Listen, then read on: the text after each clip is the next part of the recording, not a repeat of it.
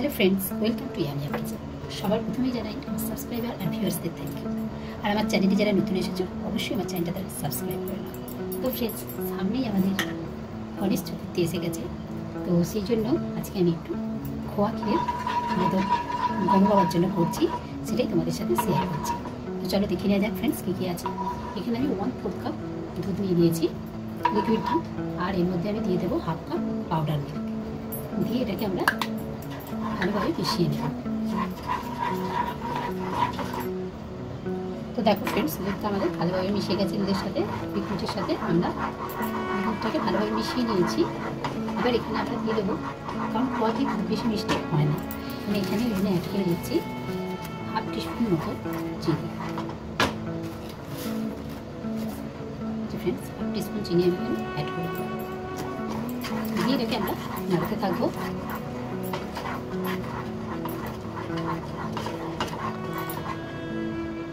দেখো ফ্রেন্ডস, এখানে আমি 1 টেবিল স্পুন এখানে আমি বাটার অ্যাড করে দেবো। যে 1 টেবিল স্পুন বাটার অ্যাড করে দিলাম, দিয়ে এটাকে আমরা নাড়াতে থাকবো। আর তোমরা যদি ফ্রেন্ডস এটাকে বেশি পরিমাণে, মানে অনেক বেশি করে করতে চাও, তো কোয়ান্টিটিটা বাড়িয়ে নেবে। 1/2 কাপের জায়গায় 1 কাপ করে নেবে, আর 1/4 কাপ দুধটাকে 1/2 কাপ দুধ করে নেবে, তাহলেই ফ্রেন্ডস হয়ে যাবে।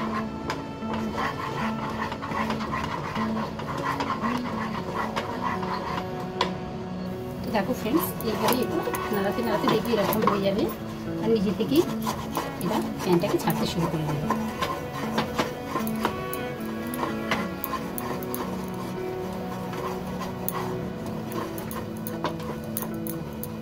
তবে কনস্ট্যান্টটাকে নাড়িয়ে দিতে হবে ফ্রেন্ডস, তাহলে তলায় লেগে যাবে, মানে পুড়ে যাবে, লাল হয়ে যাবে, কালারটা খারাপ হয়ে যাবে।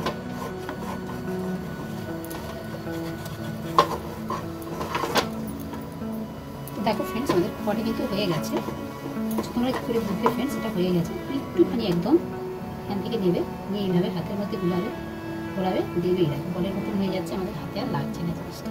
তো আমাদের সেই জন্য খোয়াটা তৈরি হয়ে গেছে। তো এটাকে এবার আমরা ঠান্ডা করে নেব।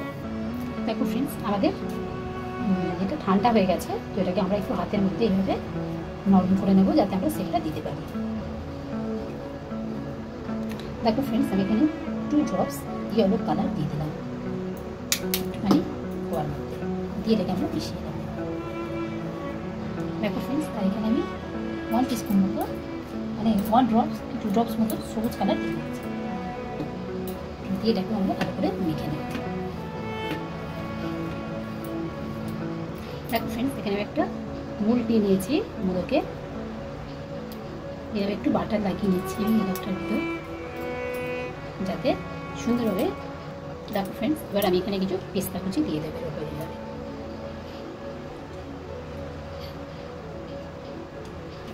আমার পেস্তার কুচি আমি এইভাবে দিয়ে দিচ্ছি, দিয়ে এবার আমরা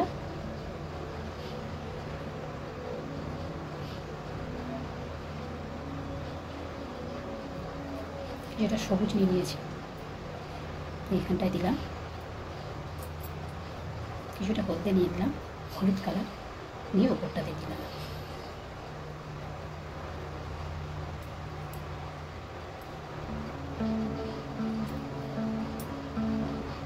এভাবে দিয়ে এটাকে আমরা এইভাবে যতটা প্রয়োজন ফ্রেন্ডস ওটা ভেতর থেকে গেল, বাকিটা আমাদের বেরিয়ে যাবে, সাইড দিয়ে যাবে, বের করে নেবো আমরা। আমি সেটা এইভাবে প্যাক করে দেবো, দিয়ে এই মোদকটাকে আমরা আস্তে আস্তে খুলবো।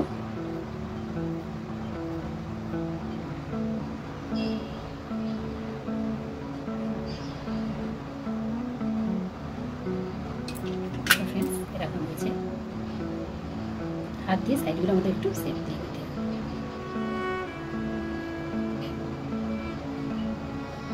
তো এইভাবে আমরা সবকটা বানিয়ে নেব। দেখো ফ্রেন্ডস, আমরা আবারও একটা বানিয়ে নিয়েছি সেমভাবে।